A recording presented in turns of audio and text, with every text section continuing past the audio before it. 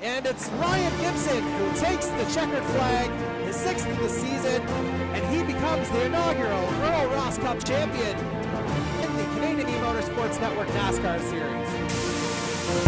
You see the celebrations already begun in the grandstands, and coming through the Peraltada for the final time, your champion of the Formula One Series in the Canadian E-Motorsports Network is the Hurricanes E-Motorsports Honda of Corbin McCauley. Darcy Ford in the lead here, coming through turn 4. Peden trying to go inside. He may have him on the apron. Darcy Ford, he's going to get it. Darcy Ford is your champion. Darcy Ford clinches the Earl Ross Cup. And into the final corner comes Daniel Cudmore. He wins Season 2 of the Canadian E-Motorsports Network Formula One Series. Darcy Ford, and he is the overall F1 All-Star Racing Series champion. He's got the Greg Moore Cup in his sights, and he's got his 7th win of the year. AJ Knickle claims the Grand Prix of Monterey, and with it, the inaugural Greg Moore Cup in the Rampage Coffee Company IndyCar Series.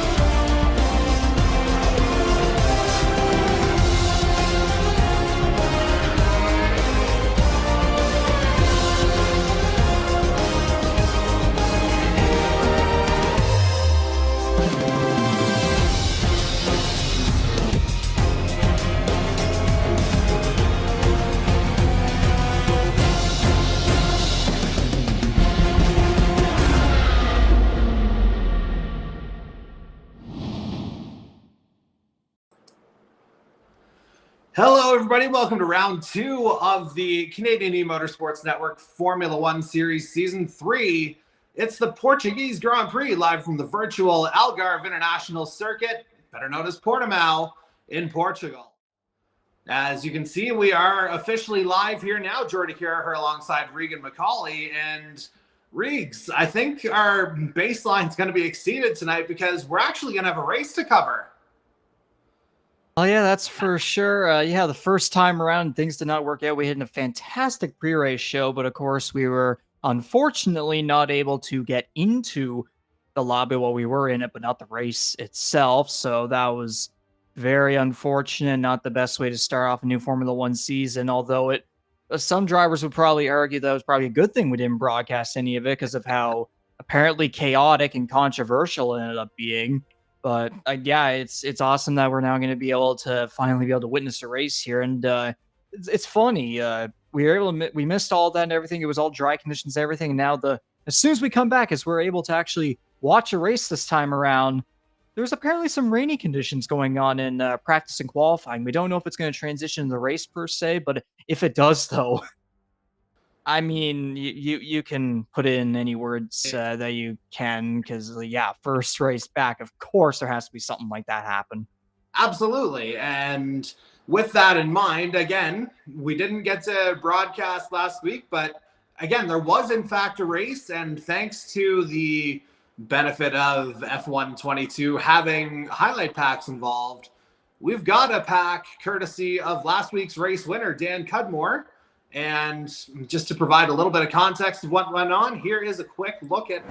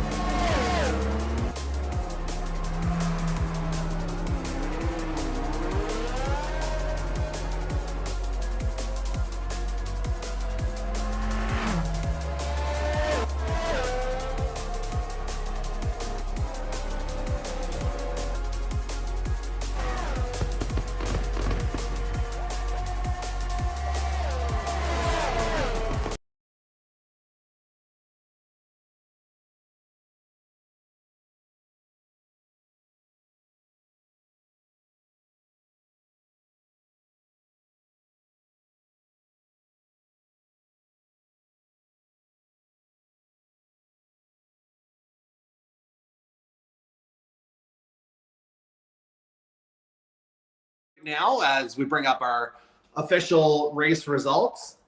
Q1, we've only got 13 drivers in the field, I believe, tonight. So that means Q1's effectively a practice session for the drivers who are out there right now. No eliminations happening until Q2. So there you can kind of see how the race progressed. And again, a couple of notable finishes there. Michael Dimitrov, of course, jumping from 10th up to 3rd. I believe he earned Driver of the Day honors for that performance. And then notably going down the other way, I know we had kind of a radio call of who got pole position, but unfortunately, it looks like Corbin McCauley kind of got caught up in something and he ended up 8th. Well, yes, he was excellent in qualifying. He was able to get first place in 2 of the sessions in there, but unfortunately, I believe a couple time penalties screwed him over, which caused him to finish in only 8th. So that's definitely not the best way to start off, especially for a past champion of the series. But I'm sure he'll definitely want to rebound down the line. Of course, Daniel Cudmore, defending champion, comes home with the victory. He was, I suppose, on and off a little bit in the qualifying back in Bahrain. Was able to get the job done though with the win. Corbin McCauley's teammate Zach Sullivan finishes in second place, and then rounding at the podium, Dan Cudmore's teammate Michael Dimitrov, who in past seasons he's been a race winner and such. He hasn't been able to get the championship. He's been pretty close though. So starting off the year, third place, not bad for him. And then Cody Cudmore, I suppose the second Cudmore right there, finishing in fourth place, just fell short of the podium. Was kind of underrated during the qualifying sessions. And the other Cudmore in ninth place right there as well. Yeah. And as a result, again, a reminder that qualifying also counts for points. So all of our discussion there is relevant. And as you can see, it looks like Darcy Ford picked up fastest lap honors for the race, despite the 10th place finish from his perspective, as we get our first look at our overall driver standings. And it is defending champ Dan Cudmore leading out of the gate, 6-point advantage on Zach Sullivan. Then it's the second Alpha Flow car of Michael Dimitrov at 48 points, tied with Cody Cudmore. And then you got a tie for fifth as well. Colby Luca and Corbin McCauley both turning in solid performances. But Jason Butler right there, obviously reads just the one race in, but clearly it seems like things are gonna be pretty tight here as we progress over the next couple months. Yeah, that's the thing too. In qualifying, you have to qualify pretty well, because there's a lot of points that you can gain even in qualifying, and then the race you have to double on that. So if you can qualify first and then end up winning a race, that amount of points can seriously help you in progressing through the races and the standings. Obviously, like top 3, 4 looks like right there, just kind of relatively the same in comparison to how the race results go. But then you see someone like Corbin McCauley, who, yeah, he only finished 8th in the race, but because of how well he did in qualifying, he was able to get those points, and now he's tied for 5th place here with Colby Lucas. So again, you gotta qualify good, you gotta race good in order to get those good points, because again, like, it's also qualifying as well. It's not just the race where you have to get as many points as you possibly can. That's the reason why you kind of see with the standings here, a lot of drivers seem kind of flip-flopped and out of position in comparison to what you see at the race results. But that's just the way it is. It's not like real life. We're kind of boosting on what real life tends to be, where in qualifying there really isn't any points at all. It's about how you finish in the race. But here, it's about qualifying and the race. You have to get your job done in both of the parts of the structure of the weekend. Absolutely you do. And as we take our first look at the team standings, of course, Dan Cudmore and Michael Dimitrov making up 2/3 of the podium. That's certainly a gigantic reason why you see Alpha Flow at the top of the constructors standings. 8-point gap between themselves and Red Dirt. Again, Zach Sullivan turning in the strong race performance to finish second. And we've kind of talked ad nauseum about Corbin McCauley being on pole. Those two things, they're definitely boosts, and that's what's got them very much in contention. And a strong performance from Cody Cudmore overall last week has helped Silver Hornet get into third. Well, yeah, there really isn't any surprises after race one with the constructors standings. Alpha Flow, Red Dirt, Silver Hornet. Those are pretty much the teams that we'd all expect to see up there at the top. The only question is, though, which team in particular is going to end up coming out on top the most with the most points? Like Alpha Flow were able to get first and third in the race, and they did also pretty well in qualifying. But the thing is, too, though, like, considering how Sullivan McCauley kind of differed there with Red Dirt in the race results, again, McCauley got some pretty good points in qualifying. I believe Sullivan did as well. So Red Dirt is still pretty close by. It's only about an 8-point deficit. Silver Hornet's about 20-ish, 25 points behind. So it's pretty close up there. So again, no surprises with who's up there, but still close. And also still early, as this is just Exactly. round 2. And obviously a significantly different challenge awaiting our drivers tonight in the form of the Algarve International Circuit. So let's go ahead and take a closer look at what our drivers are dealing with. So 4.6 kilometers over 15 turns, a couple of DRS zones, start, finish straight, and then from turns 4 to 5, there's another straight as well. And we'll get a closer look at the run-up here right about now. So it is pretty well full throttle down this start-finish straight. And this opening kind of complex of corners, that's a quick right-hander into 1, another one into 2, and you're almost going all the way around the clock here into 3. Then you get your first kind of elevation change here at Portimao, and it's up and through 4. This is the first of the DRS zones that we're looking at here tonight. And it's a hard break here into 5. Got to make sure you hit that point just about right to get on the power early. And you get kind of a medium length straight here now before another quick right-hander into 6. Then you start to climb a little bit, and Riggs, it's kind of a roller coaster of a lap from here.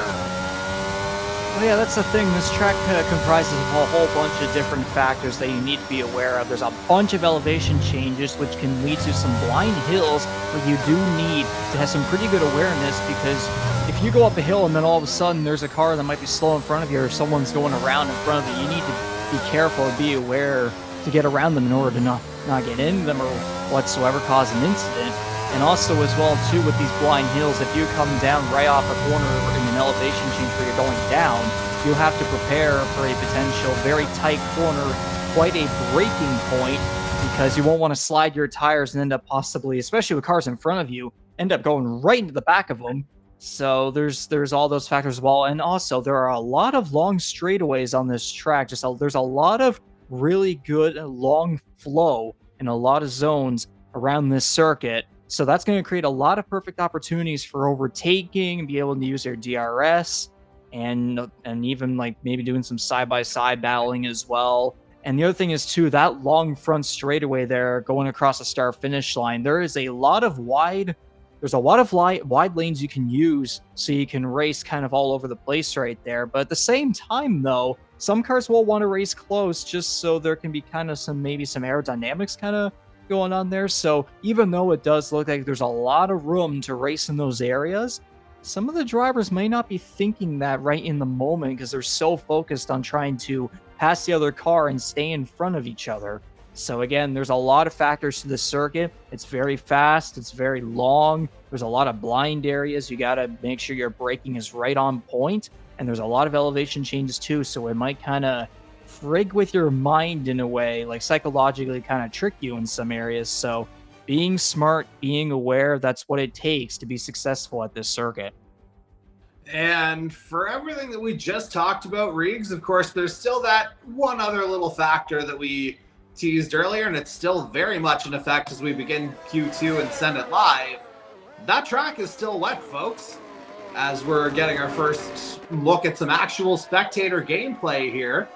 And it's going to be the number 67 Aries Racing outfit of Ivan Reynolds. He's first out on the track here for his out lap.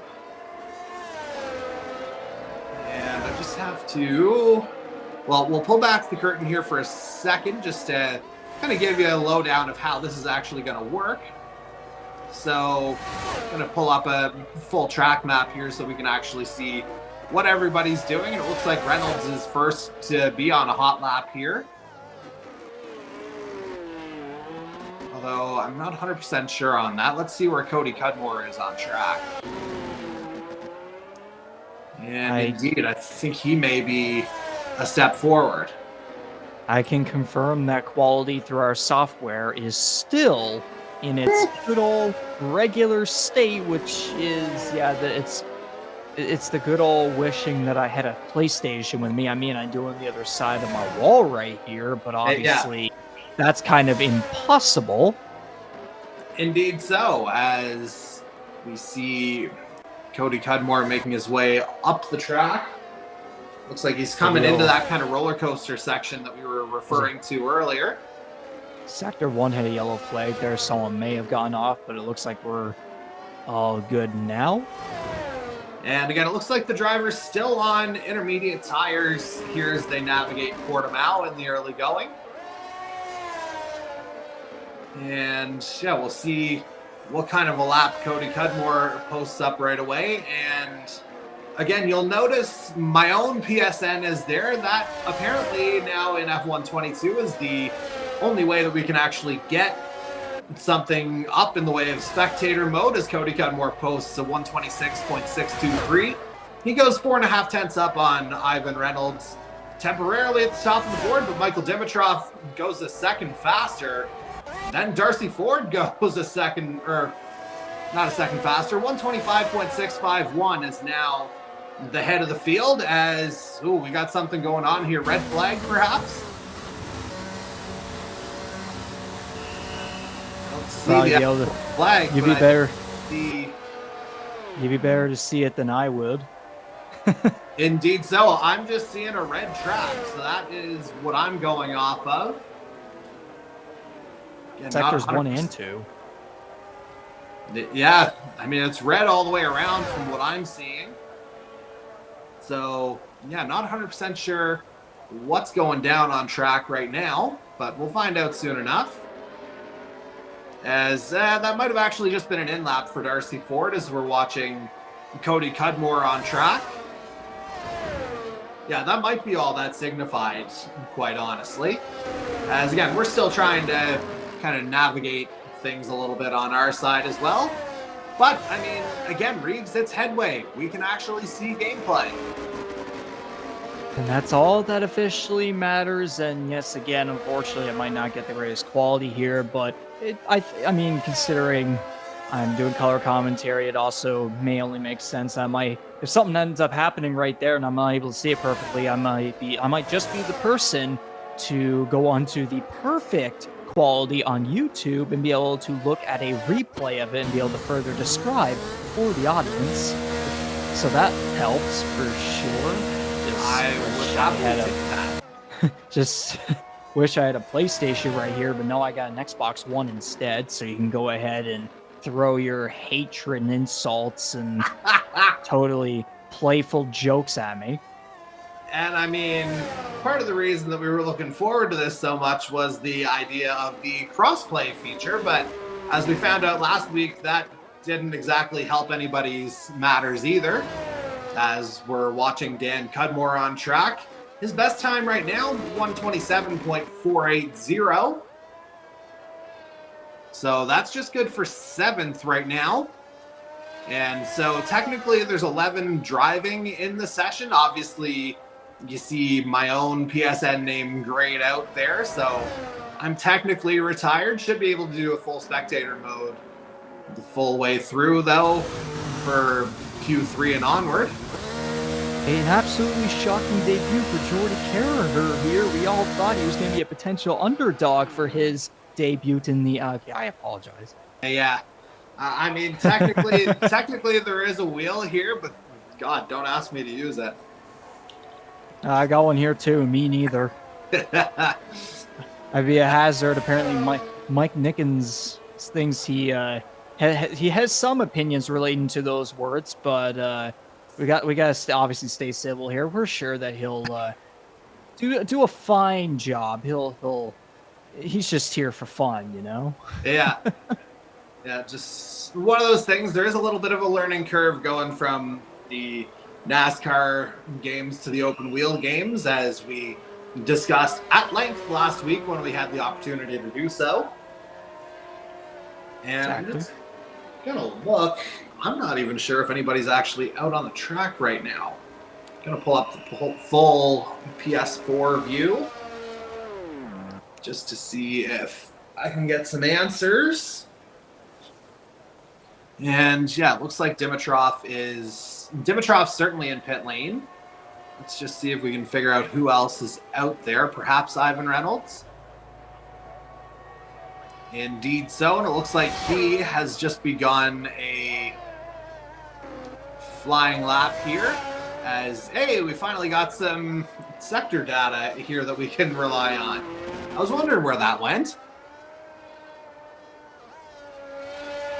And as you can see clearly on that green stripe intermediate, doesn't look like things are getting a whole lot better out there on the virtual Portimao circuit. Meanwhile, I think we're going to get our first look at Mason Pope here as he comes through. Is he going to complete a hot lap here? And as he crosses the line, I think he might just be starting one. And so, Yeah, I will say that first of the rum runners. Go ahead. I will say that's an incredible last name. Mason Pope, yeah. No, completely agree with that. And so, let's just see. Pope puts up a time. It looks like he went purple in that first sector. So we'll follow this lap pretty closely here. Might take a quick look at the man immediately behind him on track, Colby Luca, as I know he's put up some respectable laps as well in testing by the sounds of it, albeit in the dry. As it doesn't sound like there was a whole lot of rain prep. And I can tell you we did not set these conditions. We just kind of went dynamic with them. But right now, as it stands, it's Jason Butler, Colby Luca, and Mason Pope who've yet to set times in this second qualifying session as we come up on 5.5 minutes remaining in Q2. And as a reminder, it will be the top 10 who move on to kind of Q3 to determine who will be on pole. And we'll see what Mason Pope's got an answer for here as he climbs up the hill toward the line. And he goes fastest, 125.299. Let's see what Colby Luca has for an answer. And Luca, he jumps into fifth, 1 minute 26.071 seconds. So right now, Jason Butler, the only one who's yet to set a time, although that's about to change as well. A little bit squirrely out of that final turn. And Butler, he comes in at, looked like it showed a 1 minute 26.357, which would put him seventh. But right now, that time just isn't registering on our systems. Whether he abandoned the lap or what happened, I'm not 100% sure. But again, Butler's still the only one showing without a time at this point. I believe if you want a clarification for what a red track means, it's for whatever driver you're on, it means an invalid lap.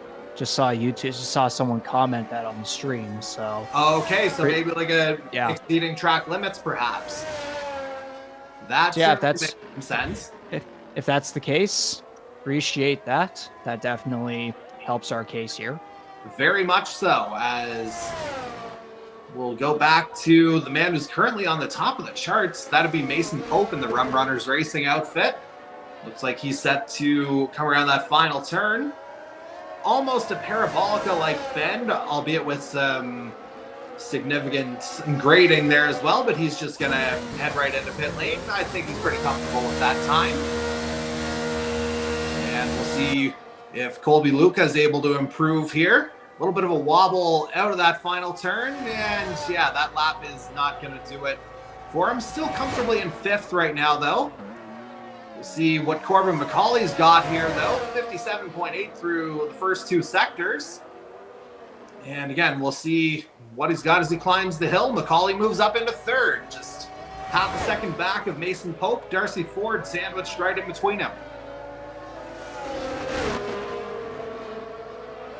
And let's see, it looks like Dan Cudmore is still out on track right now, so we'll check in with our championship leader once again.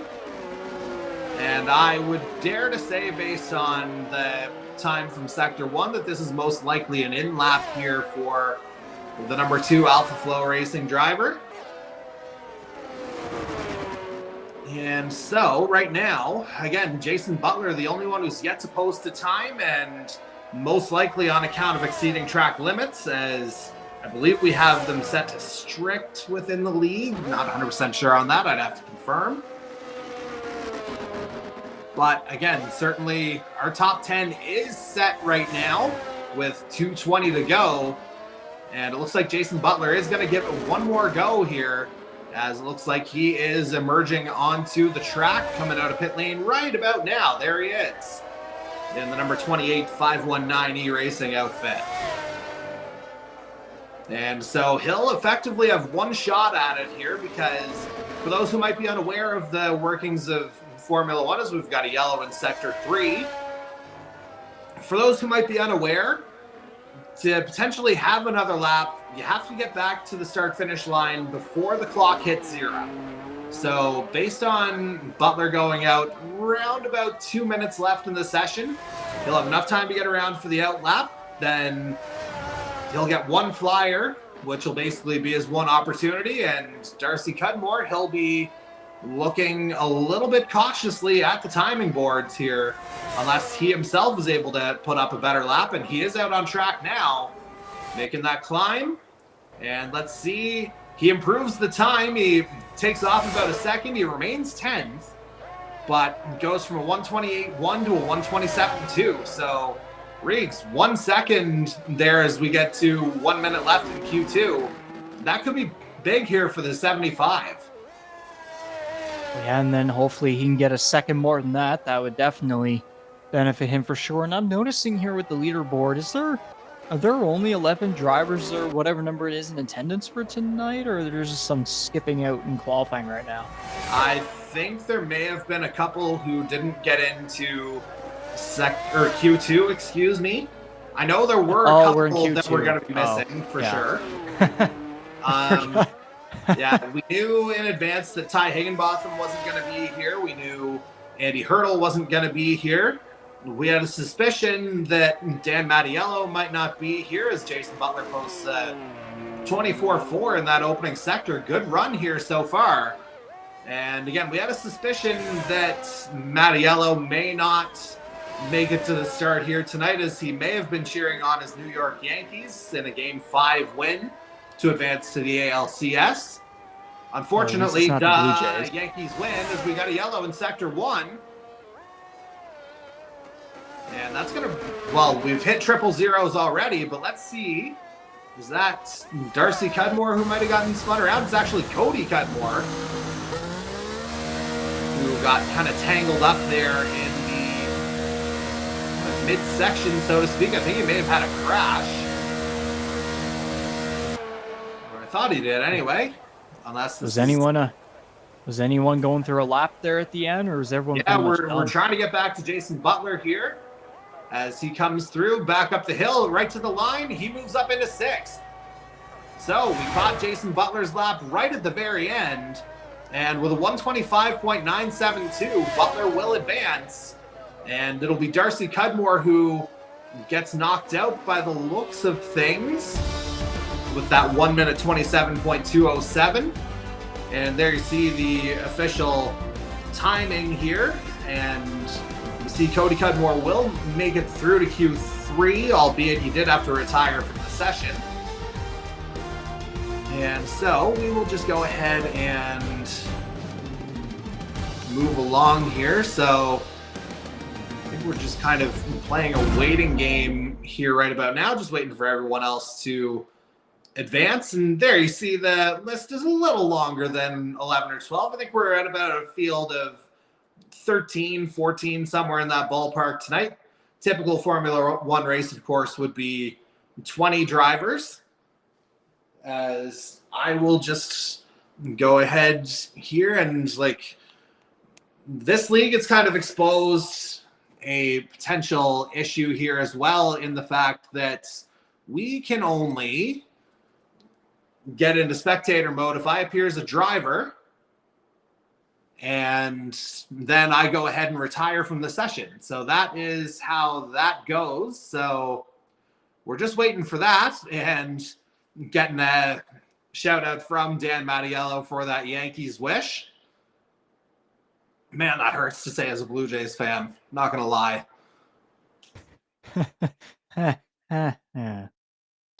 Like, I wanted so bad to drop a Yankees lose, but I couldn't. Well, I mean, if it makes you feel any better, the Leafs lost to the Coyotes of all teams. Okay. You know, I am happy to do this solo. Okay, we can cut it there. Okay, I think we're actually all right, because, as mentioned, given the nature of this game, I didn't make the final session, so we are good to spectate from here. So we will go ahead and pull all of that live here now. Wow, Jordy, I thought you were going to put up a better session than that, man. I know. Yeah, it's almost like I was a ghost. I was like a ghost out there, you know? Yeah, it's that it's the ghost car that goes through during the time trials. You were that ghost car. You're just following everyone. You were following everyone around. I mean, yeah, to be fair, we're near Halloween, so pretty much sense. Yeah. Sure. Indeed so. Meanwhile, we're on track here. It is Ivan Reynolds leading the field out for Q3. And third qualifying session, just the 12 minutes. This will set the top 9 here as Cody Cudmore's retirement from Q2. That renders him ineligible, it would appear, for Q3, although, oh yeah, Darcy Cudmore was eliminated previously, so no Silver Hornets in the top 10 here tonight, or at least in this final qualifying session, as we'll bring Reynolds' lap data up right away, as again, he'll be the first to post a time here in Q3. And it's looking like, you know, it helps to have a half hour of additional practice with it and kind of practice under pressure effectively to try and set a time. Seems like Reynolds is getting a little bit of a better handle on those intermediates, but we can't say the same for an Alpha Flow, as looks like Michael Dimitrov might be off there in Sector 1. We briefly had a caution. It was actually Dan Cudmore, so apologies to Mr. Dimitrov there for the slander, which I'll happily direct at the series founder this time around, because I can. And you are fired. No. Nah, what's he gonna do? Fly to Alberta and tell me? That's not how this is gonna go, as we bring it back to Dimitrov briefly, but we'll get back to Ivan Reynolds, as again, he's gonna be the first to officially set a time here in Q3, 8:50 left in the session.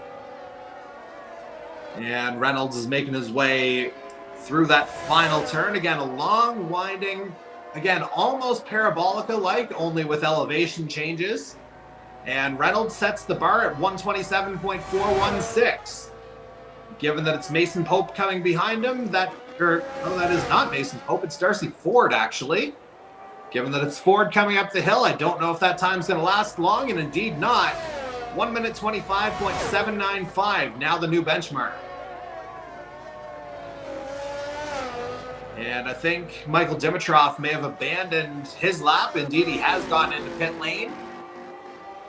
And so we're going to see Robert Narakaj here. He's going to bail into pit lane as well. Let's see who's going to be actually next to set a lap. I think it's going to be the guy on the other side of your wall there, Regan. And indeed it is the number 71 Red Dirt Racing car of Corbin McCauley coming through. Final couple turns now into that long, winding right-hander.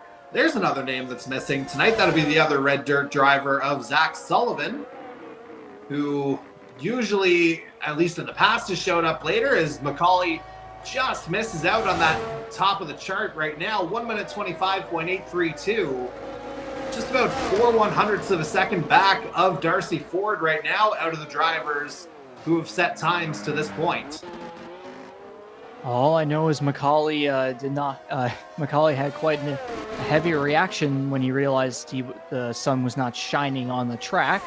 But I personally have seen him do well on rain on circuits when it's raining in the past with the league and just doing other races in general. So I know he's got the potential here for sure. And obviously right now he's got a decent time here, 125.8, but I'm sure he's going to definitely look to do better. I know a lot of drivers before the race were kind of communicating with each other on what laps they were trying to achieve and such, like kind of the bar to the set bar that they were trying to either achieve or try and get over. So obviously some nice communications there, but at the same time though, it's drivers wanting to get the best out of what they can get. And obviously, yeah, a lot of drivers are kind of taken aback whenever they realized they were kind of screwed over by this weather. But again, though, we don't know if this is going to translate into the race just yet. But if it does, though, then it might change some plans. But at the same time, though, it's going to push drivers to do the best they can in these tricky conditions. Absolutely so, as we've just hit the halfway point of this third and final qualifying session, as we're riding with Ivan Reynolds here coming around that final turn again. And we'll have to see if this is an in-lap here, and indeed it is. The 67 ducks out of the way. Colby Luca about to start a hot lap. And so, our next driver out on track, Darcy Ford, I would presume this is an in-lap for him as well, and it is.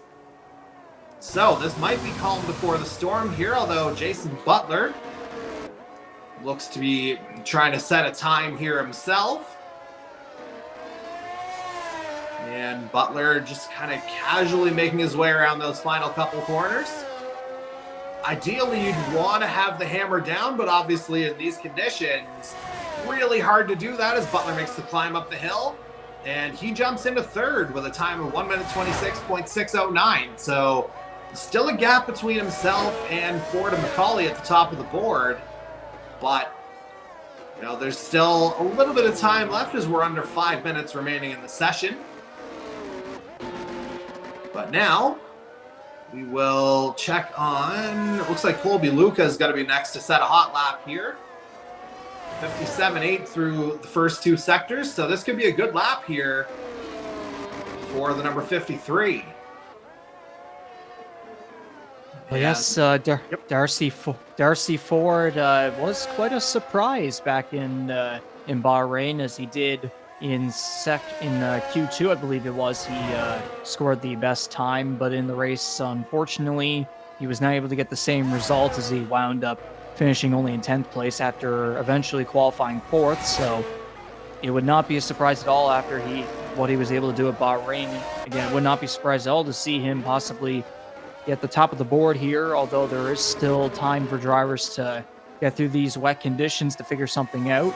But again, though, Darcy Ford's got the experience, and he's got a NASCAR championship in hand. Obviously, you know, that's ovals and road course, you know, blah, blah, blah. You can go ahead with that. But again, though, he's been here since day one, so that experience is definitely going to help him out. So we'll just have to wait and see here as we get into the final couple minutes.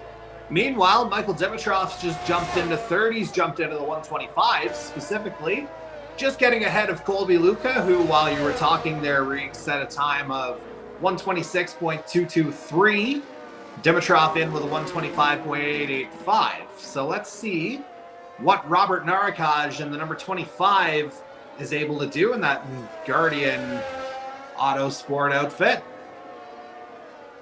As he makes his way into the final couple turns, we got a yellow in sectors 1 and 2, but that might just be slower driving as opposed to anything actually happening. And Bobby moves to the pole here. Narakaj, 1 minute 25.587. Mason Pope coming through here as well. He's yet to set a time. And let's see if there's movement. Luca moves up to third, 1 minute 25.817. Pope to the top of the board, 1 minute 25.373. Things are coming in hot and fast here. Let's see what Corbin McCauley's able to do on a hot lap. 2.5 minutes left in Q3.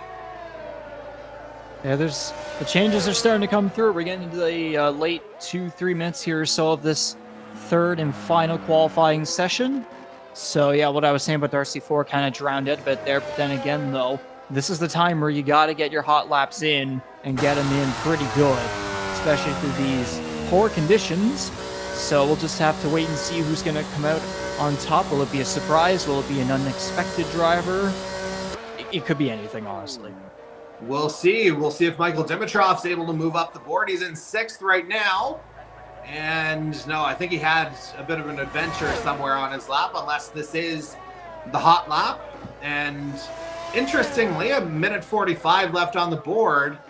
I don't know if Darcy Ford's coming out again. And he's dropped down to third now.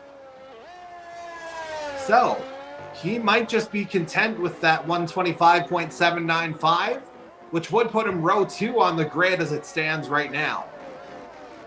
That would still be a very fair and good position there in qualifying. Third place is still a lot of points there, considering how the points work with qualifying and the race. So again, though, all that matters now at this point for him is he is doubling upon that with how he finishes in the race. So probably not too much of a worry now. Oh, okay, never mind, not third. He's dropped down 4th now. Well, that would be because the guy on the other side of your wall has moved up onto the front row. Corbin McCauley, yeah, 1 minute 25.468, about a 10th off of Mason Pope right now. Let's see, we got an Alpha Flow coming through. I think it's Dan Cudmore coming through. And given the time, that one's absolutely not going to do anything. So this will be his last shot as we're down to 30 seconds left in the session. We'll go to his teammate Michael Dimitrov here now, who I think may have had an adventure of his own based on the time. So he's not going to improve on 6th. Ivan Reynolds here now. That lap has been invalidated, so that's not going to work out for him. Corbin McCauley's the next man on track, and based on that opening sector, I do not think that lap is going to be making a move on Mason Pope, who is out on track just to kind of defend the time, essentially, although that lap got invalidated. And Jason Butler unable to make it back to the line here as he's unable to move up from 7th. And we'll see, will Dan Cudmore have another shot at it or no? That lap got invalidated. Michael Dimitrov might have a shot to move up the board. What about Corbin McCauley? Is he trying one more time? No, he's headed into pit lane. So it certainly looks like it's down to Michael Dimitrov as the last man with a shot at pole here. Mason Pope, the man with the pole position right now, 1 minute 25.373, the time to beat. Dimitrov 7/100ths ahead of that right now. So let's see what the number 19 has in store, as he's now effectively the last man on track, with Jason Butler not being able to set a lap time, and Dimitrov goes wide, so his lap is invalidated. Mason Pope is your pole sitter at Portimao. He was looking pretty smooth with those corners, so yeah, that ended up happening, unfortunately, in that final swoop of a corner around towards the long straightaway, the elevation change up, so that is not at all what Dimitrov wanted to have happen at the very end of this third and final qualifying session here. So again, yeah, 6th place, probably not the position he was wanting for sure, but yeah, Mason Pope and Corbin McCauley on the front row with I still have to get used to some of these usernames. Ronnie Mac, 3rd place. Yes, yeah, I'm so sure that's you Robert know. Narakaj in 3rd. Yeah, Robert Narakaj. Hey, I said his name right. I was able to There say you it right go. for once. Yes, Darcy Ford, 4th place. Colby Luca, 5th. Dimitrov in 6th. We'll see there Dan Cudmore, the defending, I guess, race winner this season at least. 8th place. That is definitely not the qualifying position that he wanted after he was able to score the victory in the chaotic Bahrain season opener that we unfortunately were not able to witness. So again, not something Cudmore wants, but I'm sure with the race he'll definitely look to rebound. But again though, Mason Pope on the pole, the man on the other side of my wall, 2nd place. Who's going to come out on top? I know McCauley can be quite the aggressive man on the start, so is he going to do something here, or will the both of them get into shenanigans and cause someone like Robert Narakaj or Darcy Ford to possibly take advantage? Well, we'll find out soon enough, but first, while we've got a minute, we will observe our host country's national anthem. So the anthem of Portugal is incoming.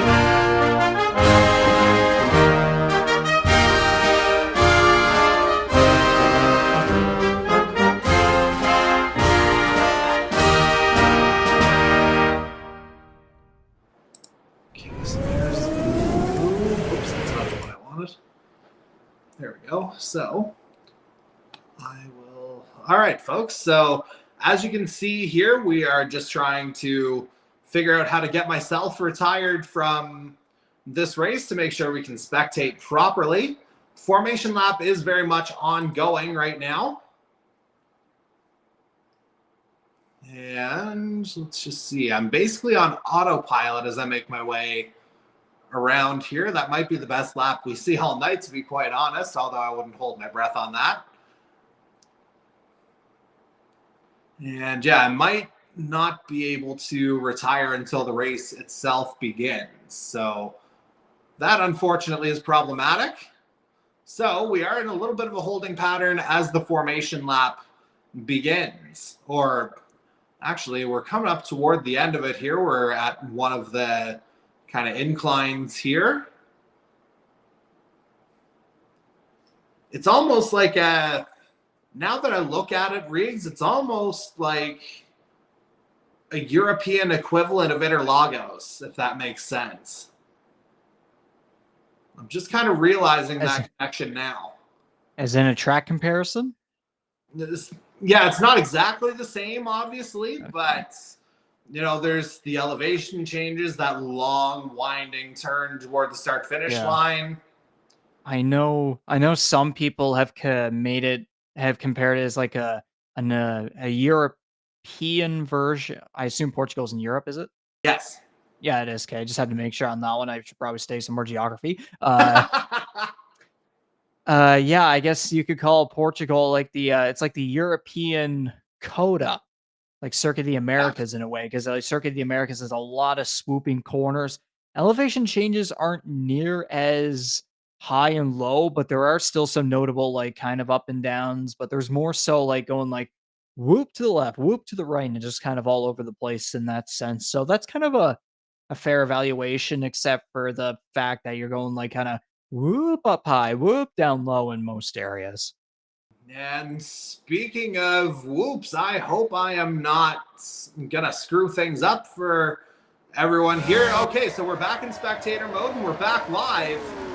We couldn't get this start off of that just because of that weird quirk. 33 laps here tonight at, oh shoot, I had my mic muted. Oh no, never mind, we're good. So I am live here now as we see Mason Pope in the lead here early on. It looks like he's gotten a great jump off the line. He's already a couple seconds up on Corbin McCauley. That lead is just growing here by the minute. As we see Jason Butler picking up a 5-second penalty for exceeding track limits. Butler down in 8th here to start. I believe I saw there, looking at the replay right here, there's one little dot there, I believe, come through. Okay, never mind. I'm guessing there might have been a glitch right there or whatever, but it wouldn't surprise me if there may have been a couple cars possibly off there at the beginning through these wet conditions. And yeah, there's the penalty coming up for me there. But yeah, Mason Pope has gone to a very far lead now. It's about 2.5 seconds-ish that I'm seeing now. It might be a different story with this awful quality I'm getting through the software. But yeah, Darcy Ford looks to have moved up to 3rd there. So yeah, Mason Pope, Corbin McCauley just kind of staying up there in 1st and 2nd, although the gap between cars is definitely a lot less between 2nd and 3rd place, 4th and 5th, and a couple gaps more towards the back there. And it's unfortunate that Jordy Carraher had the DNF out of this route. Man, oh man, what an incompetent driver, right? At least we're I'm just going to keep saying that. At least we're able to watch 13 competent drivers. I can't say fairly. They're better than both you and I. As we're on to lap 2 here now, and you'll note the conditions have actually deteriorated from what they are in qualifying or what they were. Everybody on full wets here to start this one, and if you saw the pit strategies a little bit earlier, it's calling for full wets the entire way. As we're getting our first look at a battle between Colby Luca and Robert Narakaj. Luca trying to grab 4th place here. All I'm going to say is fantastic. I mean, that's a great variable of these Formula One games, of course, the wet weather. And looks like we got some options here as we've got somebody off. Is that Darcy Ford, perhaps? There you see the pit strategies coming up again, as that was actually Mike Nickens who took a bit of an off in his number 26 and Guardian livery. as he's dropped down to 12th, or 13th, so to speak, as that's actually Michael Greathouse that took that off run. As we see Nickens, he's off just a couple corners later, and it looks like his afternoon is done after just a lap and a half. So not the way that Nickens would have wanted this one to go. It looks like he's gone wide on one of those turns toward the end of the lap. And so a lap and a half in, we've got our first official retirement. I would not be surprised if that's not the last, given the conditions.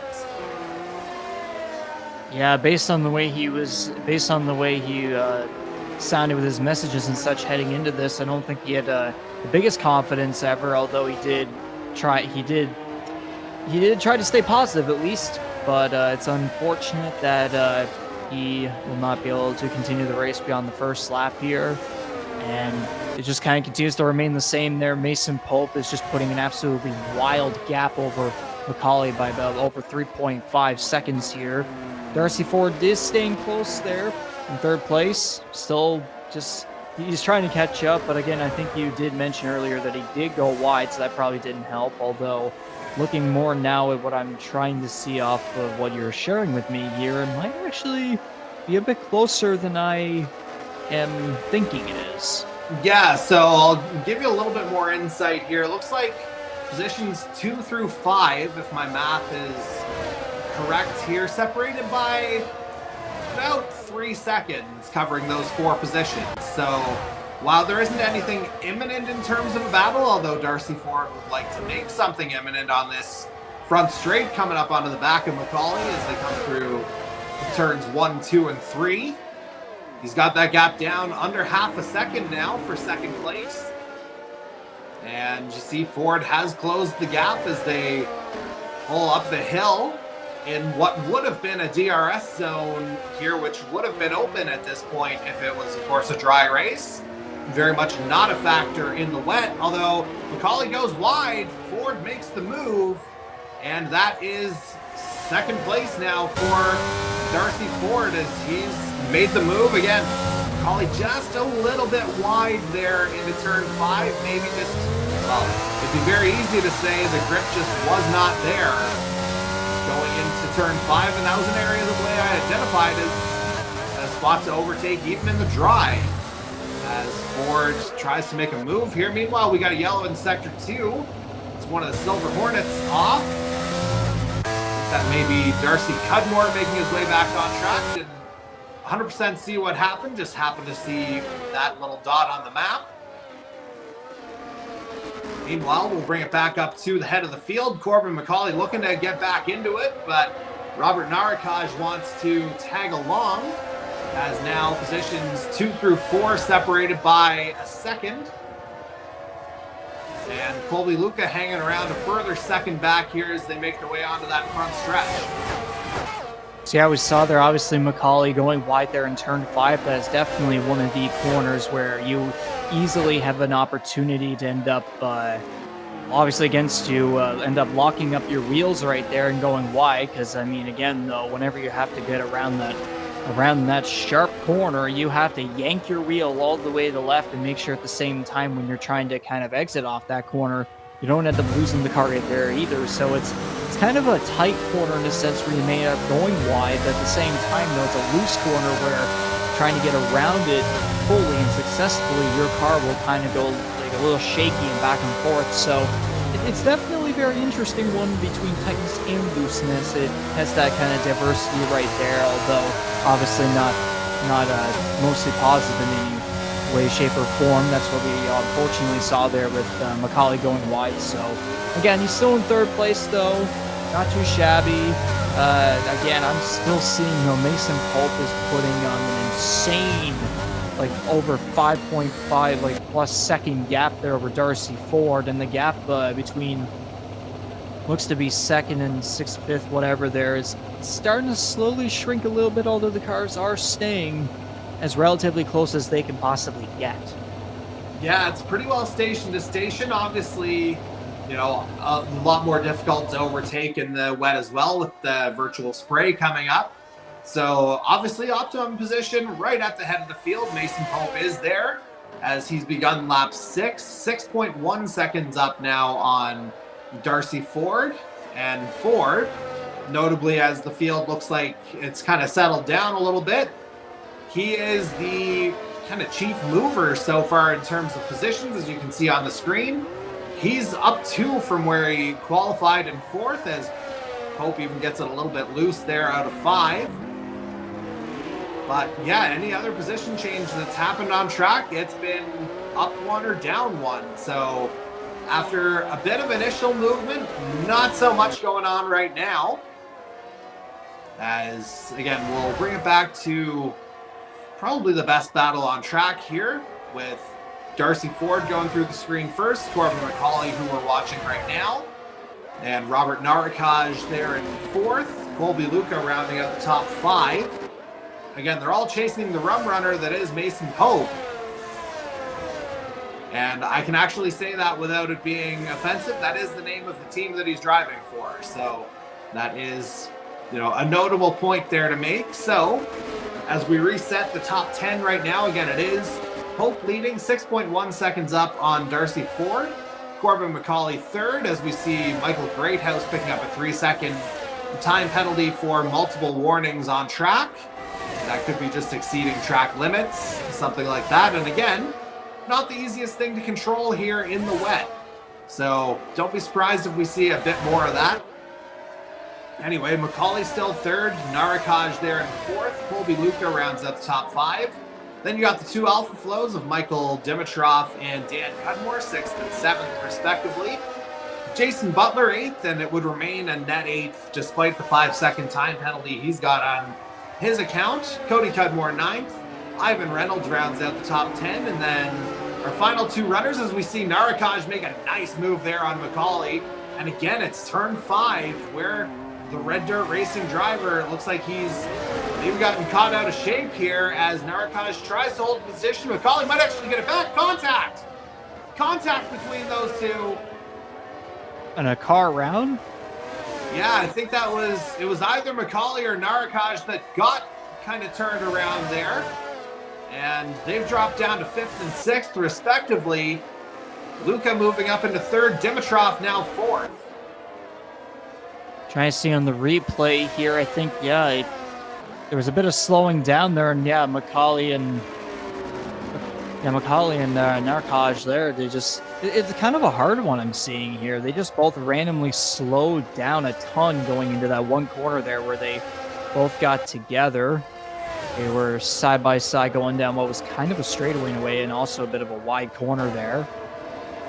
Yeah, I mean, trying to see there, it kind of looked like for a second McCauley got kind of like squeezed down a little bit before they eventually got into that corner where they got together. And it's kind of hard to tell. There was just a bit of slowing down from McCauley. He went wide up into Narakaj, who kind of looked like he may have potentially gone wide there, more on the outside. So it's might have been kind of a racing deal, but at the same time, it does look like, but at the same time, though, it did kind of look like McCauley went a little bit wide there, right into Narakaj's kind of side, like path there along his side. So a bit of a weird one, but I think it's fair to call that one a racing deal for now until we kind of maybe get the driver's opinions on it, as long as it's civil. Yeah, I would say, and again, in the wet, I think you do have to allow for a little bit more of that, as we just saw Jason Butler pick up another 3-second time penalty there, so he's got 8 seconds to account for in his penalty run here. Again, it still puts him in a net 8th, but whether he serves it in pit lane or just gets it added at the end of the race, Butler, it's a little bit tighter there in relation to Cody Cudmore, who's 11 seconds back in 9th. As we got a yellow in sector 3, that's an Alpha Flow off. And is that Dimitrov or Cudmore? It looks like Cudmore's moved off, so that would be Michael Dimitrov, who had the issue, as Colby Luca posts the fastest lap of the race now, 132.864 that time around. And oh boy, I don't know if you saw that on the replay there, Riggs. Dan Cudmore absolutely squirrely out of that final turn. I cannot imagine how hard the handle is on these cars right now. Well, yeah, I mean, I mean, in these conditions, you're going to be loose all over the place, and especially with him as well. I'm sure there's probably a bit of frustration there, but at the same time, as long as he can kind of keep himself in track and get the pit strategies right and kind of take it a bit more easy and trying to avoid a bit of the aggressiveness going through these corners here, especially trying to improve himself in turn 5, which seems to be kind of his just kind of like a hell spot for him at the moment. It keeps kind of tightening up and going wide there. So again, there's still plenty of time for things to roll through as long as he doesn't get any penalties or anything, exceed the track limits. Try and take it a bit more easy instead of being aggressive. I'm sure things could turn out better. But then again, though, these wet conditions are just not really helping out anyone other than maybe Mason Pope of all drivers. So Meanwhile, as you say that, he also got a little bit of help a moment ago, as it looks like Darcy Ford had a bit of an off, and now you're seeing Colby Luca in second place as a result. And Luca just took the position there a moment ago. We just missed it on our feed. But yeah, now Luca's up into second place, albeit 8.5 seconds back of our race leader, Mason Pope, in the Rum Runner Racing outfit, as we've just begun lap number 10 of 33 here tonight. And a couple options playing out pit strategy wise. I would imagine most will probably split it down the middle, given that it looks like it's going to be a wet race all the way through. So I'd expect the pit window to be around 5 or 6 laps from now, again, as we approach that halfway point. But again, things looking really good here for Mason Pope in the number 95. And again, Pope looks like he's got absolutely the best handle of anybody here at Portimao right now. And yeah, not really a whole lot going on in terms of battles. I guess we could go back to Dan Cudmore in 6th place, trying to track down Corbin McCauley. 1.3 seconds separating the two of them. Of course, our two season champions on the Formula One side, McCauley taking season 1, Cudmore taking season 2.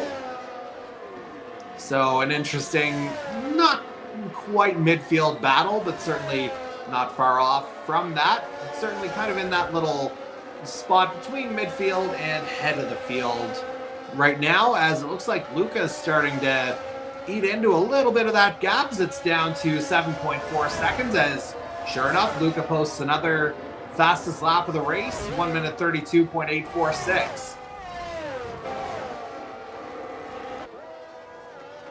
And ooh, nice save there from Luca coming out of turn 2. Able to hold on to that.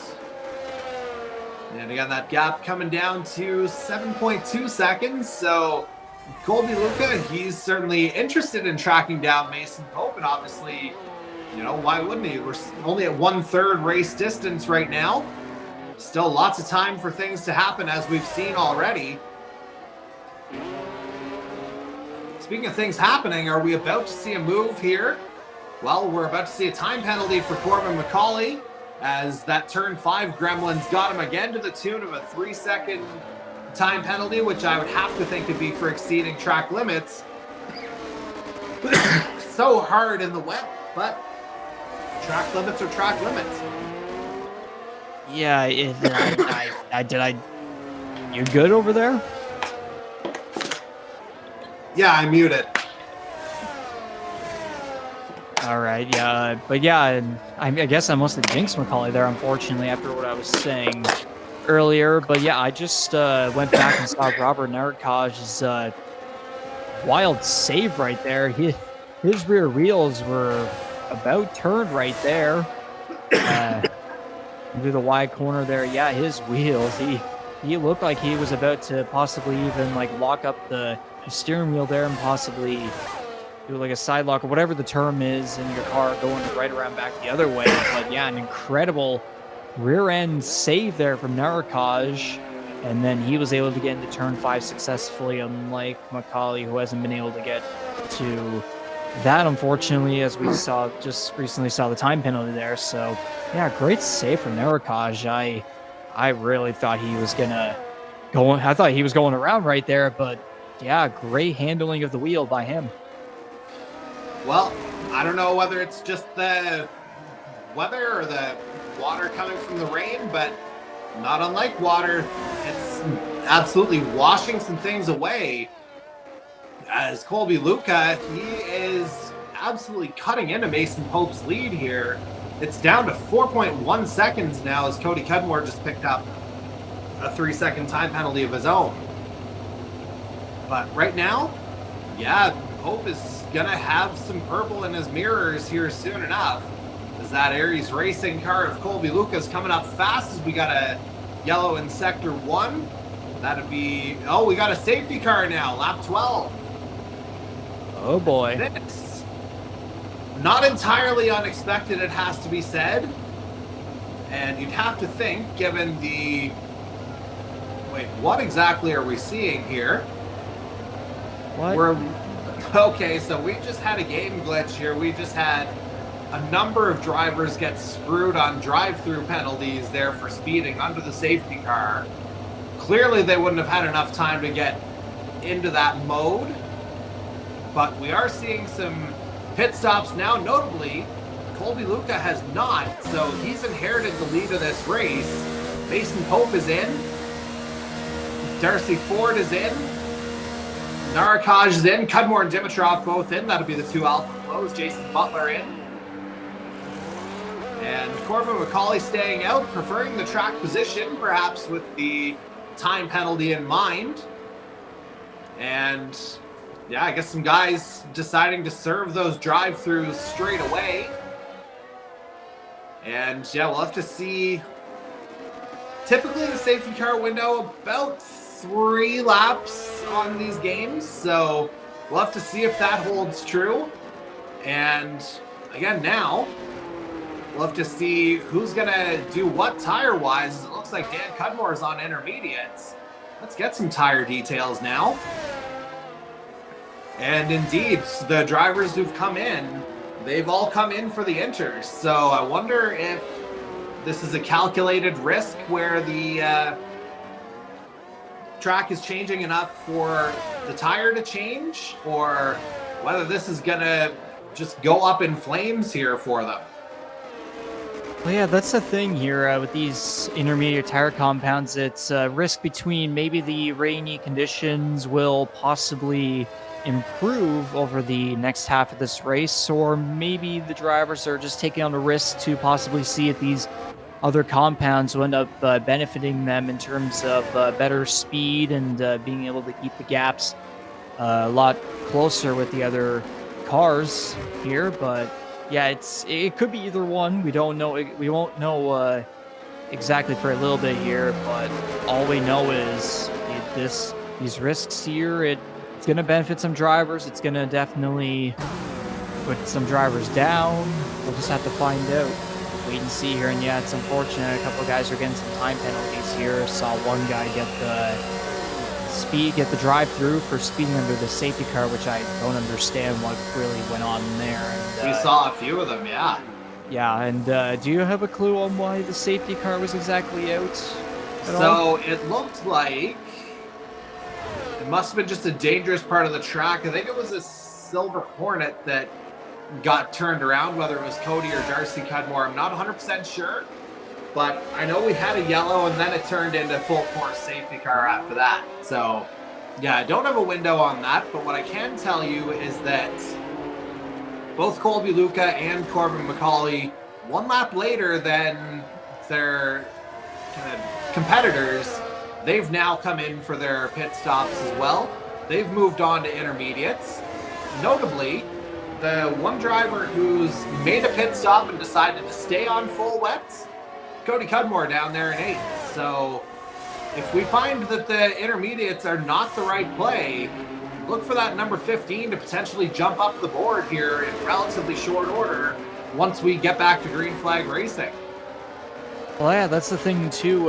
Consider we're under the safety car. This is going to give them a perfect opportunity for all the cars to pack right back up and we get right back to racing. So if Cudmore can catch up to these other guys and possibly be able to benefit in the long term by getting through the field and avoiding any potential carnage that might happen with these with these risks that the drivers are taking with the intermediate tire compounds, we may end up seeing a potential upsetter. We saw Cody Cudmore put on an upsetter, I believe it was last season, where he scored the pole. I believe it was in Australia, I believe.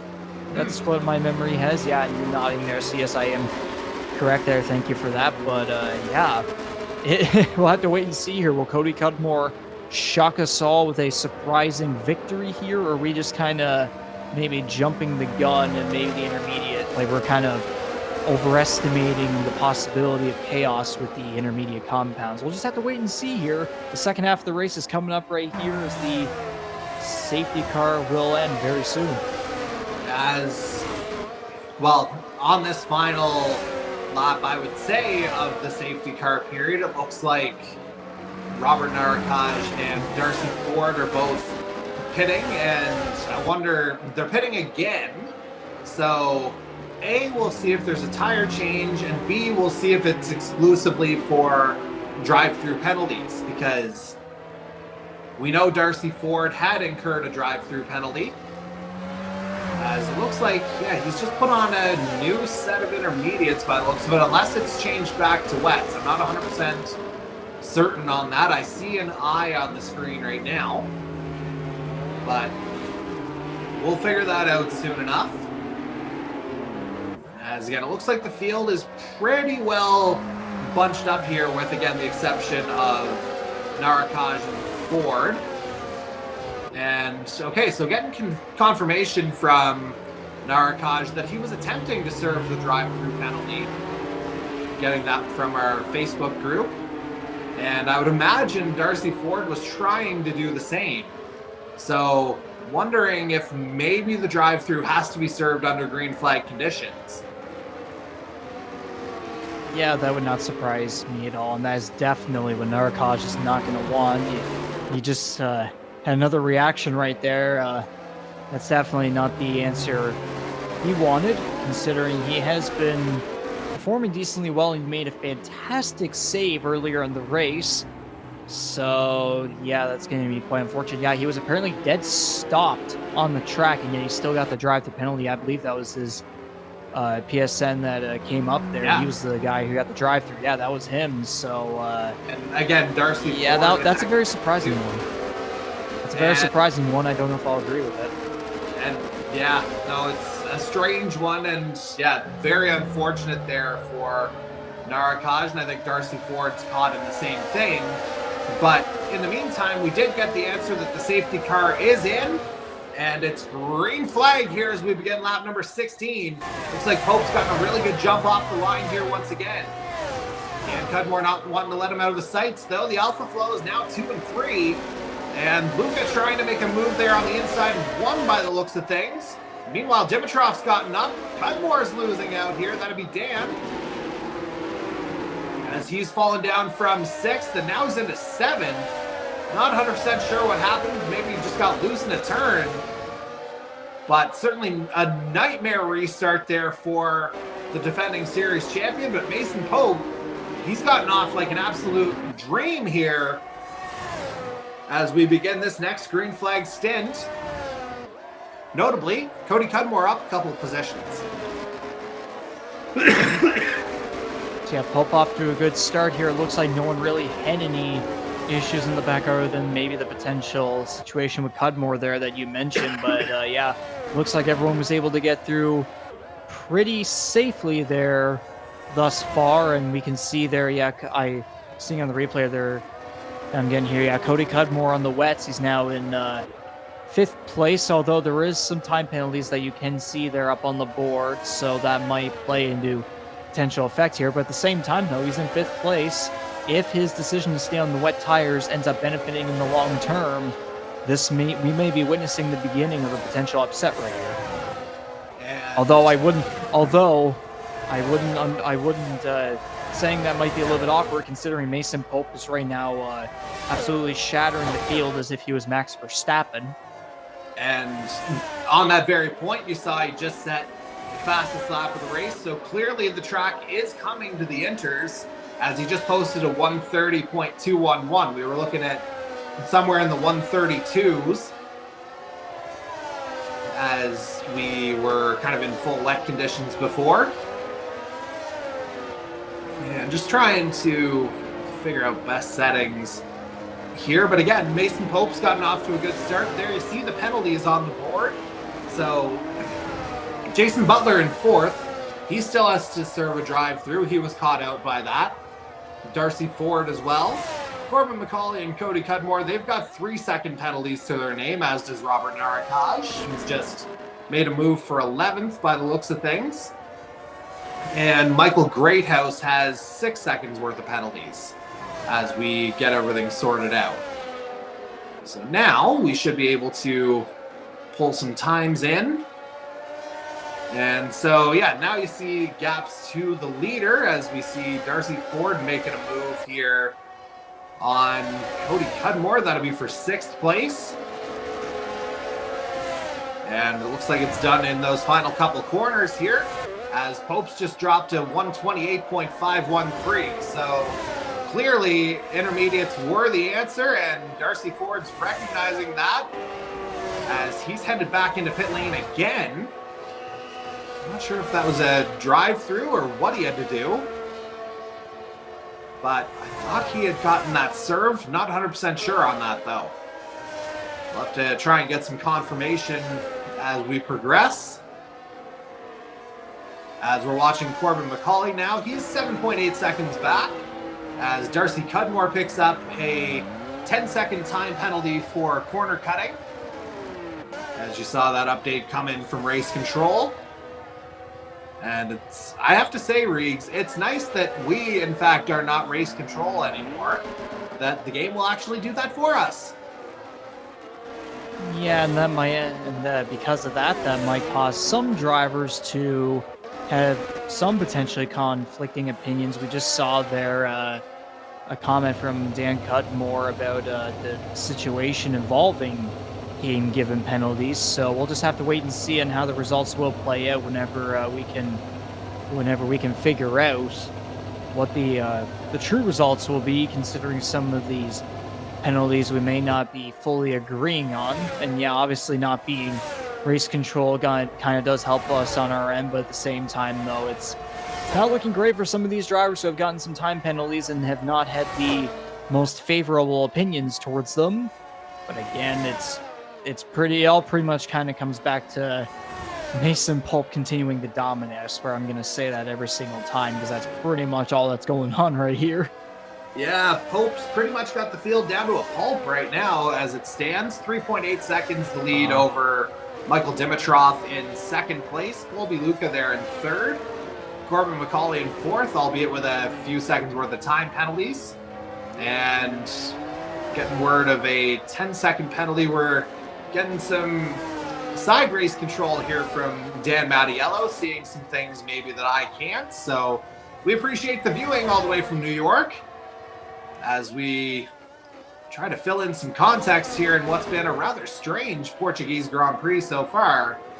But again, the one constant, as you see, is the number 95 of Mason Pope, continuing to make his way, not even through the field, just kind of carving the track up, as he's got that gap up to 4 seconds over Michael Dimitrov now.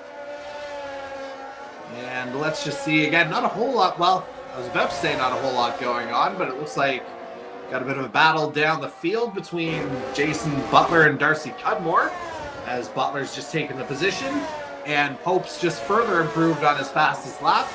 Now down to a minute 28.402. So again, it seems like the track is starting to come to those inners a little bit, and don't mind me, it looks like the sky might be getting just a little bit lighter too. I don't think it's going to be finishing under dries here by any means, though, as we're on lap number 20 now. Robert Narakaj, meanwhile, puts in a 128.127.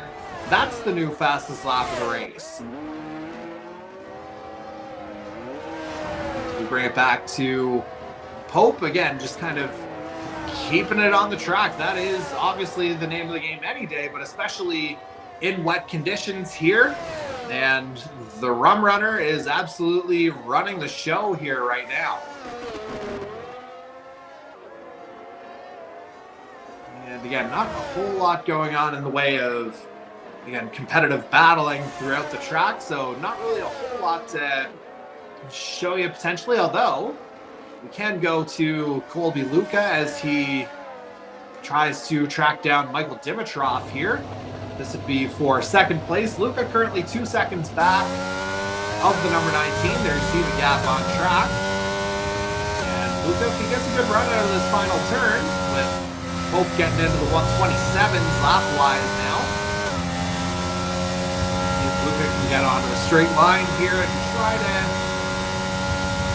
cut down a little bit of the gap, but I think Dimitrov may have actually been faster as Luca comes through turn 1, 2, and 3. And those are hard enough to handle on a regular dry day. If we got a yellow in sector 3, that's another Silver Hornet off. Whether that's Cody Cudmore or Darcy. That's Darcy Cudmore off, the number 75. So his night of adventures unfortunately continues as he's found himself down in 11th. And with further penalties to boot. And with, oh, that was the 10-second penalty Mattiello was referring to. As, again, we're working our way back into the proceedings here on lap number 21 of 33. Soon to be 22 as it looks like Hope is coming up towards the line once again. 4.7-second gap between himself and Michael Dimitrov in second place. And again, that gap between second and third will be fairly steady. Colby Luca about 2.3 seconds back there right now. As we'll go ahead and put intervals in as we see Hope putting down another fastest lap, 127.591. So man just keeps getting faster and faster here. And well, go ahead. And yeah, for a driver that did not show up for Bahrain, this is definitely a great debut, at least this season for Mason Hope here. And yeah, the amount of penalties I'm seeing here, it's basically like half the grid right here that has suffered from time penalties. And yet Darcy Ford with the 10-second penalty, that is not at all. Sorry, I'll jump in on that. Darcy Cudmore's got it. Oh, it's Cudmore. I apologize. There's the other Darcy, but yeah, that is definitely not something he wanted. Michael Dimitrov, second place there. He got third place back at Bahrain, and going for second place here. That'd be back-to-back podiums. A runner-up is definitely not. It's not a win, but it's still another solid finish for him to stay up there in the standings. I mean, yeah, Dan Cudmore and Zach Sullivan kind of falling back there position-wise, so he'll definitely have the potential to move up and possibly take first or second place here in the standings. And Colby Luca tied for fifth in the standings, finished sixth at Bahrain. He'll possibly move up here as well, as long as... how much of a penalty does Macaulay have right now? I can tell you, meanwhile, we just saw Darcy Ford make a move on Jason Butler for 8th place. Easily the closest battle on track right now. And you wanted penalties? I will give you penalties. Macaulay still just at the 3 seconds from earlier. So not so bad. 6.5 seconds the gap between himself and Dan Cudmore. So that's still a net 4th place. And we'll see as Darcy Ford crosses the line. He's got the fastest lap of the race right now. As the previous lap, he put in a 127.3, if I do recall. Let's see if I can find that. I had it. Oh, yeah.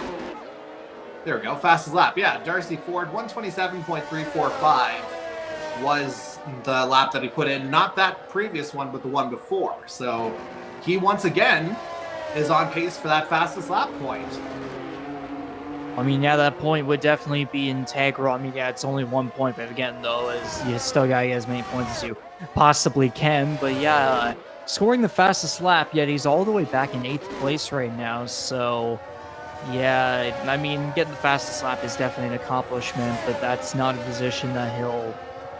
I mean, it is, to be fair, it is an improvement over his 10th place finish in Bahrain, and now he currently sits 8th in the standings. However, though, that finish in that qualifying position, though, It may not do a whole lot of changing for him in the standings, although I won't try to underestimate that. He could move up potentially, though we'll have to wait and see here. But yeah, just not too much improvement besides being very fast with lap times, but just position-wise for the race itself and maybe a bit of qualifying too in a sense, just not really there for him. But again, though, it's only round 2. There's still another 9 rounds or whatever it is to go, so still plenty of time for things to improve for him. Yeah, and in the meantime, he had that point taken away from him anyway. Mason Pope got it into the 27.3s, I believe, and then Robert Narakaj is down into the 27.1. So he's now got the fastest lap point as he tries to track down Ivan Reynolds for 6th place. Reynolds, that's a name we haven't really said a whole lot here tonight, but he's just kind of making his way through the fields. He's just kind of hanging around, and we'll have to see. Although, oh, that was a ghosting as they put Darcy Cutmore a lap down. But this is Robert Narakaj on the back of Ivan Reynolds here now. This will be for 6th place. Narakaj looking for the move. Michael Dimitrov breaks into the 26s. First driver to do that here this afternoon, or evening, wherever you happen to be. As Dan Cudmore picks up a 3-second penalty for exceeding track limits too many times. And we'll see if Narakaj gets a nice line here out of this final turn. Less than 0.4 of a second separating himself and Reynolds on this start-finish straight. Narakaj clearly with the speed, but Reynolds just putting the car in the right position here. And a great job by the Aries Racing driver to maintain 6th place for now. As Butler picks up another 3-second time penalty himself. As, by the way, we're on lap 25 of tonight's Portuguese Grand Prix. Mason Pope continues to lead this one by 4.8 seconds as Darcy Cudmore picks up another 3-second time penalty. A lot of those happening here tonight. As again, Narakaj trying to find his way around. Reynolds, however, just picked up a 3-second penalty for his troubles. He goes wide. Narakaj says, thank you very much. He's through into 6th. And now we'll try and bring it up to Colby Luca again here in 3rd. 1.8 seconds back of Michael Dimitrov as they go to complete another lap here. And Luca's just put up the fastest lap of the race, 126.971, as he tries to track down the number 19 Alpha Flow ahead of him. But of course, they're all trying to track down still the number 95 Rum Runner of Mason Pope. 4.8 second lead still between himself and Michael Dimitrov in 2nd. And it looks like he's handling things pretty well here overall, it has to be said, as that gap's now gotten up over 5 seconds. Dimitrov, he might be in for a little bit of a fight here at the end of this session, as it looks like Luca is just gradually eating away at that kind of gap. It was down to 1.3 seconds there a moment ago. But again, Dimitrov looking to maintain a decent line all the way through. And again, with this twisty, undulating section with so many of these elevation changes, we got a yellow in sector 1. Looks like once again another silver Hornet off, and it is Darcy Cudmore who got spun around, but it looks like he's back. But we're into a VSC here, so what this is going to do, it will neutralize the pace here. It's not a full safety car situation, and I don't imagine it'll last too long, but certainly it'll kind of get everybody down to a certain pace before we can go back racing again. So obviously Rieg's not quite as impactful as that first full safety car that we saw a little bit earlier in the race on lap 12, but certainly a little bit of a reset here effectively for the drivers as they look to navigate these final 6.5 laps and try to do something, as Butler picks up a corner cutting penalty. That'll be another 3 seconds on his time. Oh, the time penalties just keep coming and coming and coming. There's only like what, let me see here, like Speaking maybe like of, 4. sorry to interject. Michael Dimitrov has just picked up a time penalty, 3 seconds. So Oh my that'll put Lord. Colby Luca into a net second right now, as that gap is 1.4 seconds. And Macaulay, he would be fourth, but he's got a 3-second penalty of his own to deal with. So effectively a net third for Michael Dimitrov right now. And he picks up a drive-through penalty for speeding Oh under the VSC. my goodness. So Colby Luca, net second here now. And that is just disaster for Michael Dimitrov, whether, as the track is green, by the way, I wonder if he was just a little too trigger happy off the start.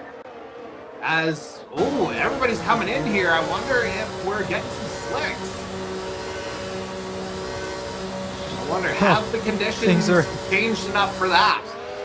Things are starting to get crazy here. We get a virtual safety car, now we're getting penalty after penalty after penalty, and now we're getting a bunch of drivers that are coming in for the slick tire compound. So there's just a bunch of wild stuff all over the place here, and a bunch of these time penalties might end up causing some drivers here to end up getting some certain positions. We might have a bunch of flip-flopping whenever we get to the race results. But yeah, there's only like 3 or 4 drivers now at this point that have are not in the time penalty, at least anymore. Maybe only 1 or 2 of them have not gotten one at all in the race if they're lucky enough. So yeah, this game is just being absolutely cruel to some of these drivers here through the wet conditions here. So it's kind of funny. In the first race, it went from it screwing over us to now starting to screw over the drivers in a way. But yeah, again, though, with the virtual safety car, it's different than the safety car, because under the safety car you have, well, I mean, obviously you're behind the safety car and you have to be slowed down right behind it and such. But then with a virtual safety car, you can still go at a fair speed in some parts of the track, but you do have to kind of keep yourself cautious. It's not like there's an actual safety car out there, but you still need to be careful, because if you do speed under the virtual safety car, then there will be problems. But then again, though, in saying that, there's already been a bunch of time penalties, because these track conditions have not helped at all in terms of having these drivers get through this race successfully. So coming down to these final few laps here, we're just going to have to wait and see here on what's going to happen. If someone might end up possibly, will Mason Pope's domination be able to keep him hanging on for the win, or we might possibly see a bit of an upset? We're going to find out soon enough, as we're mentioning the drivers who have come in. They've made the switch to the soft compounds. Dan Cudmore has not made that switch. He just passed pit lane there a moment ago. He's still sticking it out on the intermediates, and he briefly had the fastest lap of the race. He is the race leader, albeit, again, with a 3-second time penalty. So net gap on the track between himself and Mason Pope, 1.2 seconds. So if Pope gets that between or underneath 3 seconds, he is the net leader of the race once again, and he's on the soft tires. As it certainly looks like the conditions have improved to the point where the soft compounds are fine. DRS enabled, there's your answer. Dan Cudmore, it looks like he's going to be caught out here on old intermediates, and that is probably going to wreck his race here, to be quite honest. Hitting 1 lap too late, as you see that gap just melting away here. Down to 2.4 on track. So more than enough for Pope to be the net leader. And, well, Cudmore's going to stick it out. I mean, yeah, very unlucky circumstances, considering he won Bahrain and was coming into this race, had a bit of a weird couple qualifying sessions before the Portuguese Grand Prix here tonight. But yeah, it looked like he potentially had the opportunity to upset Mason Pope's dominance of a Grand Prix here tonight. But unfortunately, some weird circumstances right here, they're going to catch him in a bad situation. So it looks like Mason Pope will, based on the penalty that Cudmore has here, he'll likely have the win in hand, unless something absolutely some catastrophe happens. A catastrophic catastrophe, and Dan Cudmore just had one. We saw it right in front of Mason Pope, as Pope is taking the lead once again on track. Cudmore just playing chicken with those intermediate tires. He's gotten himself absolutely roasted. Yeah, it's always as soon as I say something, something has to happen, you know? It's always like that. Yeah, I just saw the replay there. Pope, I believe it was, yeah, Pope and Cudmore just going through right there, and then Cudmore just...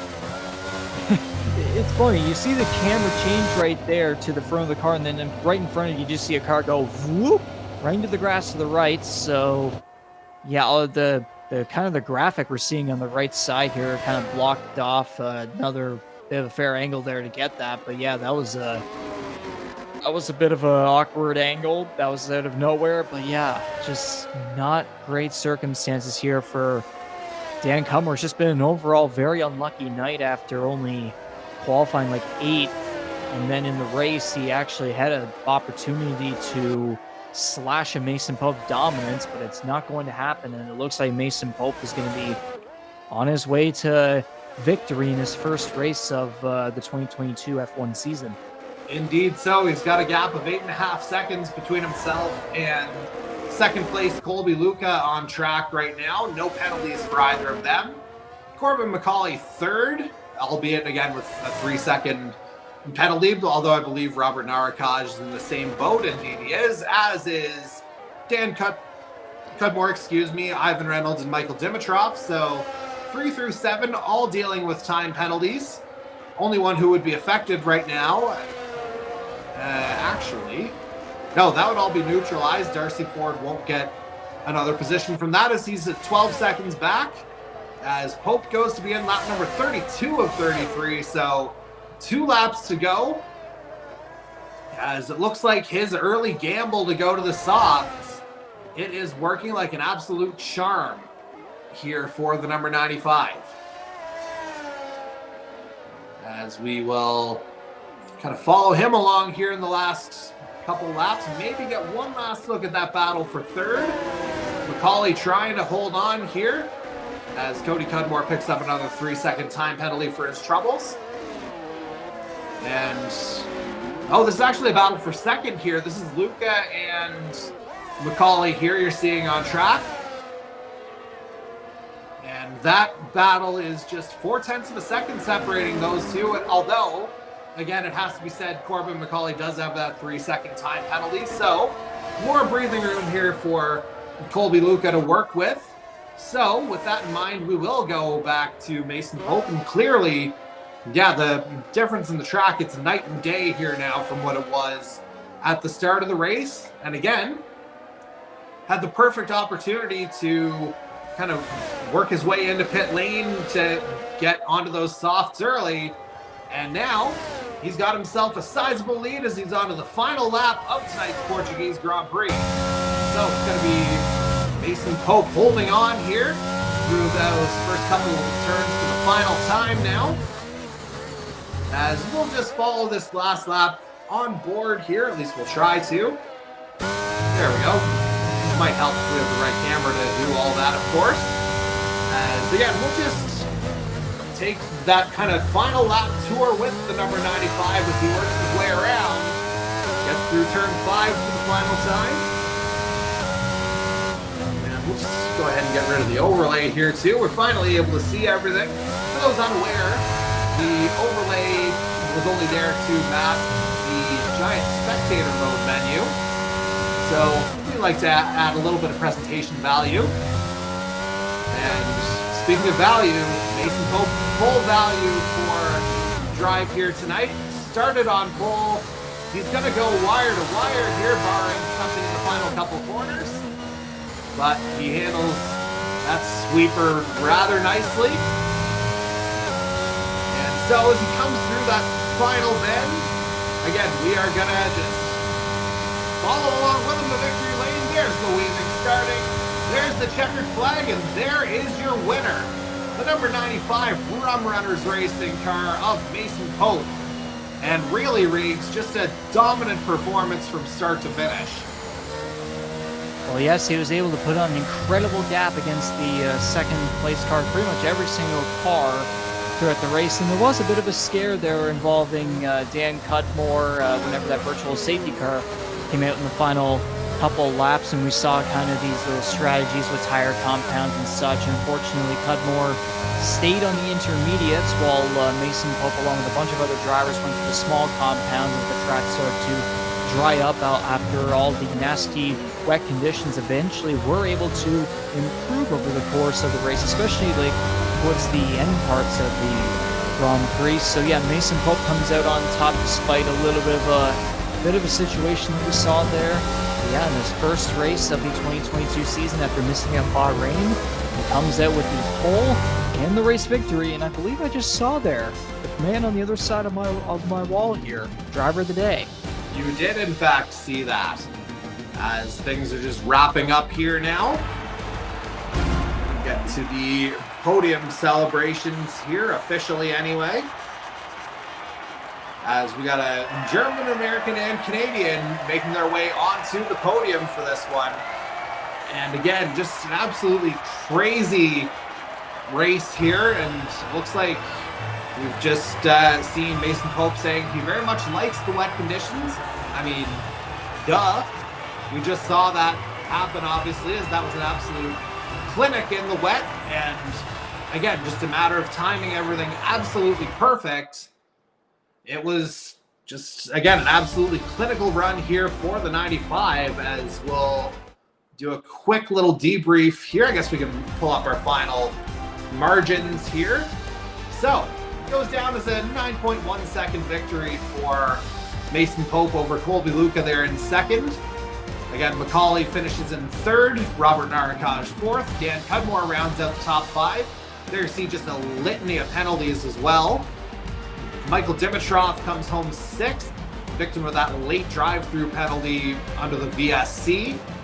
Darcy Ford finishes seventh, Ivan Reynolds eighth, Jason Butler ninth, Michael Greathouse in 10th, Cody Cudmore 11th, Darcy Cudmore 12th, and I think I may have jinxed it earlier, unfortunately.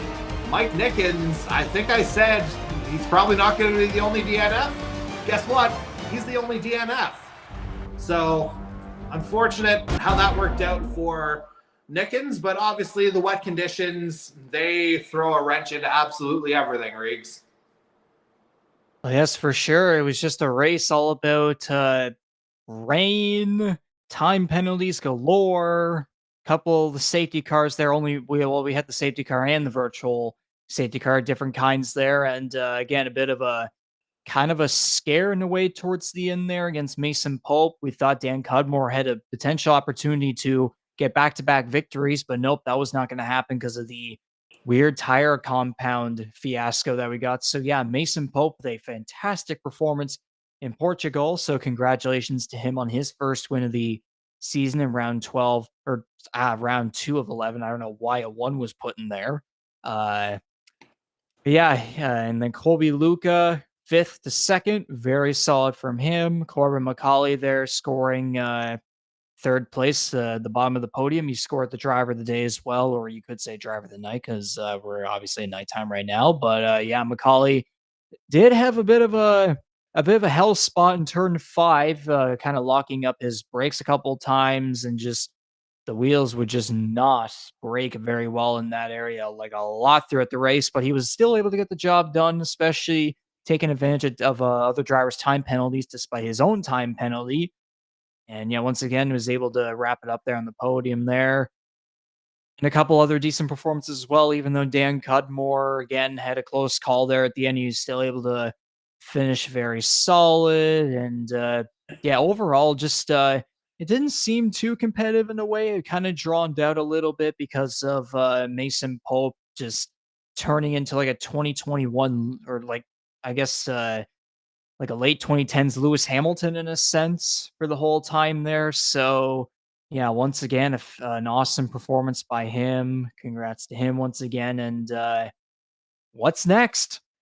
Well, the one observation I'll make, he does have the German flag that he's racing under, so I'll throw out the comparison to the wet weather hero that is Michael Schumacher on that front as well. Similar virtuoso type performance, but as you mentioned, now we do say goodbye to Portugal, and next week it is Bienvenido a Miami as it's going to be the Miami Grand Prix, our first visit to America. That'll be round number 3 next week, October 25th. That's a week from tonight. Broadcast will be in once again at 7:30 p.m. Eastern Time, right here on the Canadian E-Motorsports Network YouTube channel. And I believe my schedule might mean I am not available for that. So you're going to be hearing a different voice take you through that, whether it's Riggs on his own or whether something else gets figured out there. I know work commitments will not have me available for this one. So I personally will see you guys in 2 weeks. It'll be a shame to miss out on the new track, but I'll be very curious to see how it all goes. And Riggs, I'll leave the final thoughts to you here, because obviously brand new track to everybody this year with the Miami International Autodrome. And obviously it's had its challenges as well, but what are you kind of expecting here? It's, a street circuit here for our drivers, obviously a lot tighter than what we experienced tonight.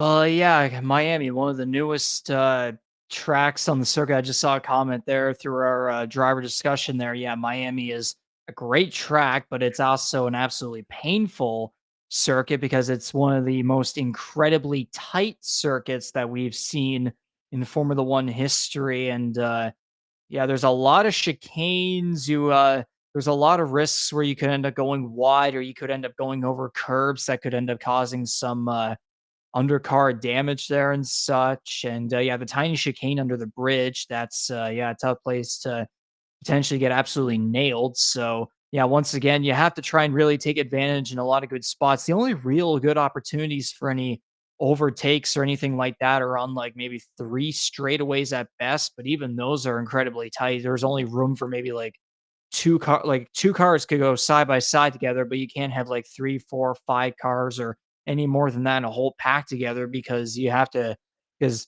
at any point you might head into like a chicane or a corner where you'll have to brake absolutely freaking hard, or you have to turn the wheel with all your might. So it's going to be a very fun track, at least to witness, but at the same time though, for the drivers, they're going to have to hold their breath and make sure that whatever they give to their car, it ends up working out in the end.